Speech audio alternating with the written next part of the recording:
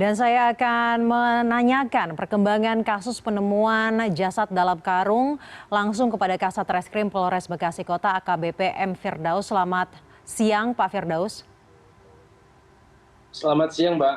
Pak Firdaus, sebenarnya kronologi kematian jasad bocah ini seperti apa? Apakah memang dibunuh karena diduga jadi praktek perdukunan atau seperti apa kronologi kematiannya? Ya, terima kasih Mbak.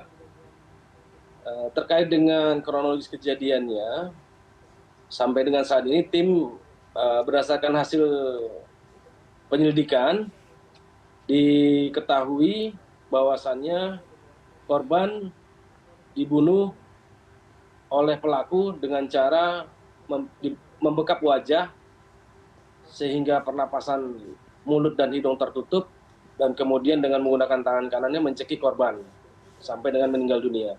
Kami menemukan fakta baru ini Mbak, kami menemukan fakta. Terkait dengan fakta yang lain yang di TKP adanya alat praktik dukun, ini masih kita terus dalami sampai saat hari ini.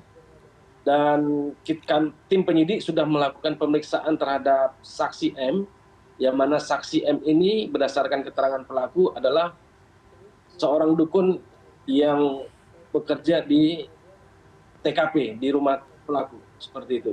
Nah, hasil pemeriksaan dari saksi M, saksi M tidak mengakui bahwasannya dia seorang dukun yang bekerja di rumah pelaku.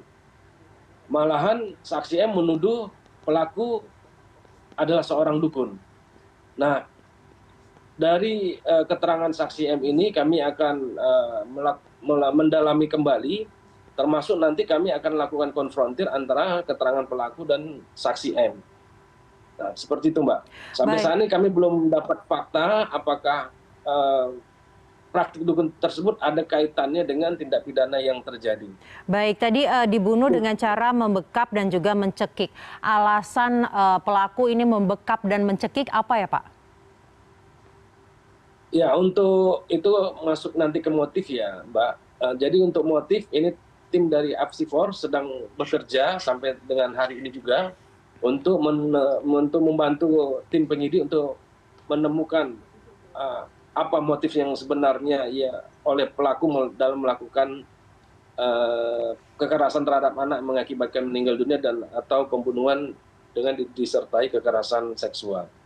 Kemudian mohon waktu Mbak, nanti kami akan sampaikan lebih lanjut secara komprehensif. Baik, kemudian kronologinya seperti apa Pak hingga akhirnya pelaku ini bisa melakukan pembekapan dan juga mencekik korban? Apakah korban ini diiming-imingi sesuatu atau dipanggil atau ditarik secara tidak sukarela atau seperti apa Pak? Ya, kronologisnya si pelaku ini sering melihat korban. Pada saat itu hari Jumat siang, saat korban bermain-main tidak jauh dari rumahnya, di situ pelaku sedang ketemu dengan mantan RT yang saat itu di kebunnya. Kemudian tidak lama kemudian sebelum sholat Jumat, pelaku jalan ke rumahnya. Terus setelah pelaku sampai di rumahnya, tiba-tiba korban sudah sampai di rumahnya juga tanpa diketahui pelaku. Nah, kemudian langsung pelaku menyuruh masuk korban dan memberikan sebuah apel yang diambil dari kulkas di rumahnya. Kemudian korban makan apel sambil nonton TV di kamar pelaku. Nah, itu awalnya terus berlanjut sampai hari Sabtu pagi. Itu pada saat Sabtu pagi itu pelaku sempat melakukan kekerasan seksual terhadap korban.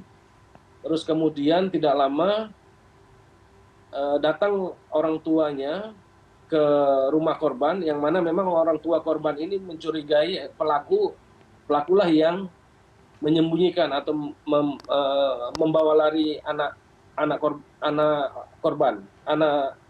orang tua korban, seperti itu. Nah, pada saat ditanya di mana anak saya, karena informasi yang berkembang pelaku adalah sering memberikan uang kepada korban. Nah, kemudian pelaku saat itu menjawab tidak tahu, dia tidak memberitahukan bahwasannya anak orang tuanya itu dalam hal ini korban tidak tidak berada di rumahnya. Nah, ini satu kebohongan dari pelaku yang menyembunyikan korban dari orang tuanya yang mencari korban di rumahnya, seperti itu. Dan pada saat setelah pertemuan antara orang tua korban dan pelaku, pelaku merasa sakit hati karena mengatakan pelaku ini kalau tidak orang-orang yang dekat, si korban tidak akan mau ikut. Nah, ini menjadi kata-kata ini menjadi motifnya si ini sementara ya Mbak. Dia menjadi sakit hati sehingga dia melakukan kekerasan mengakibatkan anak meninggal dunia dan atau pembunuhan. Baik, ada dugaan motif sakit hati di balik kejadian ini. Terima kasih Kasat Reskrim. Sementara ada dugaan. Baik, terima kasih Kasat Reskrim Polres Bekasi Kota AKBP M. Firdaus telah bergabung siang hari ini bersama kami di CNN Indonesia News Hour.